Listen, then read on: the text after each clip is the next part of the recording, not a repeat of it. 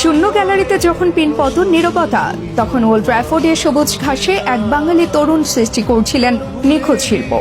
Manchester ইউনাইটেডের অনূর্ধ্ব 21 দলের রক্ষণভাগকে সার্ফ মূর্তিতে রূপান্তর করে যখন ডি বক্সের বাইরে থেকে এক বুলেট গতির শট জালে জড়ালো, তখন গ্যালারিতে বসা স্কাউটদের চোখ কপালে। সেই মুহূর্তে ড্রিবলিং আর ফিনিশিং দেখে যে কেউ ভুল করতে পারতেন। মনে হতে পারত সান্তোসের সেই চিরচেনা নেইমার বুঝে রূপ বদলে ফুলহ্যামের সাদা জার্সিতে উদয় হয়েছেন। কিন্তু না, কোনো বিভ্রম নয়, তিনি নেইমার নন। তিনি আমাদের রক্তে মিশে থাকা এক স্পন্দনের নাম ফারহান আলী ওয়াহিদী।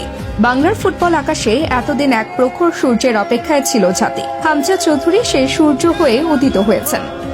তার তেজ এখন ইংলিশ প্রিমিয়ার লিগের সীমানা ছাড়িয়ে লাল সবুজের দিগন্তে আছড়ে পড়েছে। কিন্তু সূর্য একা তো আর আকাশ সাজাতে পারে না। তার প্রখরতার পাশে এক টুকরো স্নিগ্ধ মায়াবী জ্যোৎস্না লাগে।